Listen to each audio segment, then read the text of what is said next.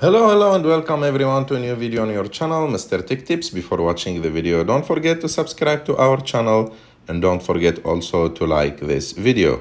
In today's video, I will show you how to turn off autoplay on Netflix app. So to do this, you have just to go to the Netflix app.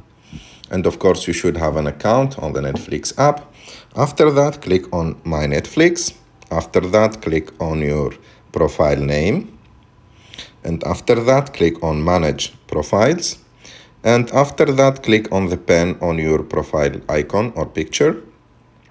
And scroll down a little bit until you find this option, Autoplay Next Episode. If it's activated, you have just to click on it like that, and it will be deactivated or turned off.